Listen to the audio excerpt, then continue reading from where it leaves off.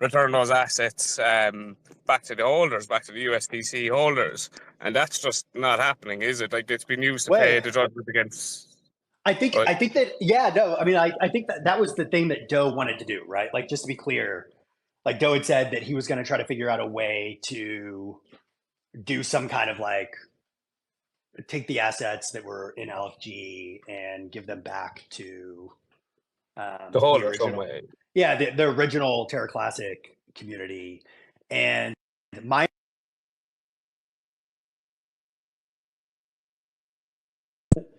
understanding, and you guys can go read the docs, is that the settlement, that the LFG assets that were part of the settlement are reserved specifically for crypto claims.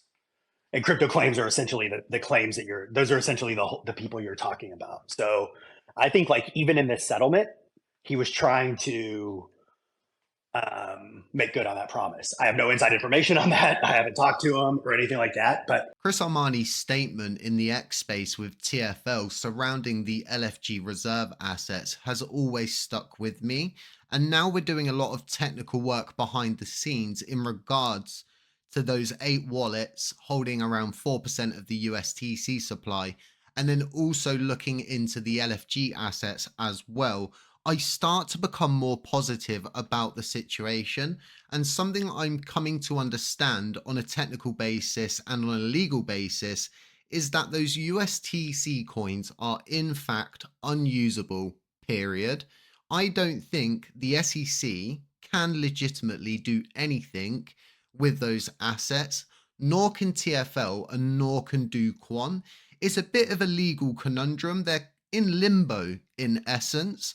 But something we are starting to see is the liquidation of the digital schedule of assets. We've seen every single other asset leave the LFG reserve, aside 313 Bitcoins, the 1.83 billion USTC, and then around 220 million Lunar Classic coins, which are essentially worthless on the grander scale of things. So with all of this being said, right, it leaves us in a situation already where they're liquidating, they're paying off creditors, claims, anyone who's looking for compensation is now in the situation where that money is starting to flow back in to their pockets. And that's why we saw the liquidation of the AVAX, the BNB, and whatever stable coins were associated and held in the LFG reserves. The reason behind this is actually quite straightforward, and we've spent a lot of time here on the channel dissecting these court documents to show you, the Terra Classic community, that any assets that relate to Terraform crypto assets are not to be touched.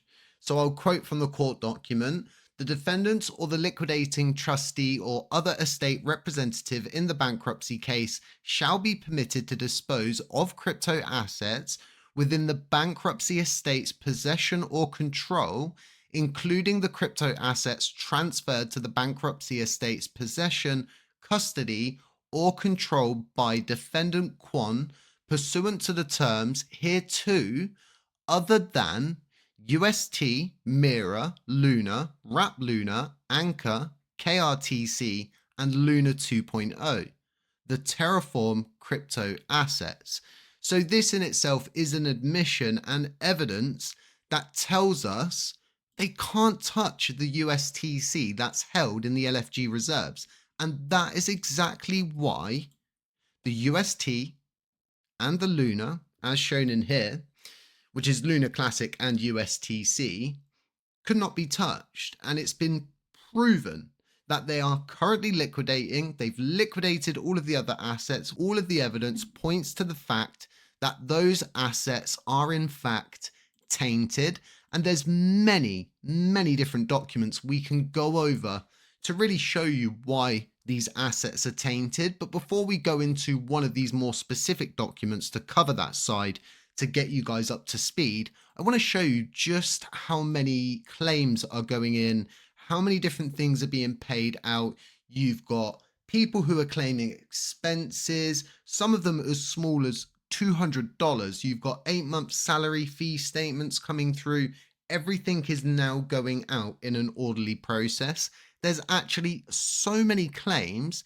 They haven't just extended the date once, but it's actually been extended 4 times at this point, pushing it to around April 29th, 2025 for you to go and get your claim in. And trust me, there's a lot of people sitting around apparently almost 1 million victims getting in touch with the SEC. This is going to be one of the biggest factors that will seal the deal when it comes to Do Kwon. When we take all of these determining factors like DK not being able to do anything with the LFG reserve assets, the SEC outlining in their own court documents that nothing can be done with any of the Terraform crypto assets held in the LFG reserves, being USTC and Luna Classic in there, we're left in this situation, like I said, of legal limbo.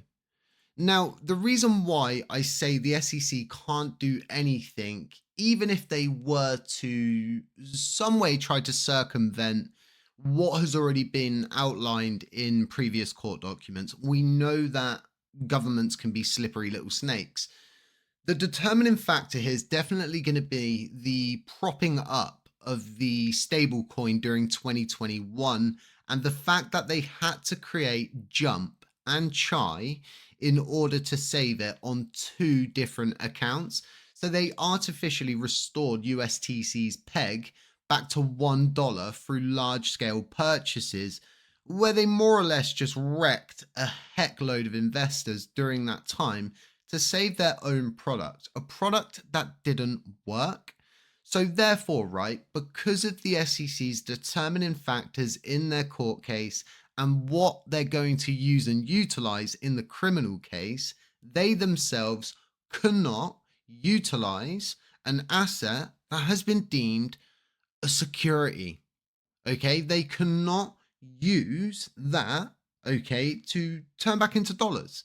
They're simply not allowed to do that. This, with all of the information, all of the evidence, the fact they've liquidated all of the other assets but left the Terraform crypto assets alone, the evidence that supports this, again, going back to that court document and seeing it, I'll leave links to this in the description so you can go in, and it outlining quite clearly that the Terraform crypto assets are not to be touched.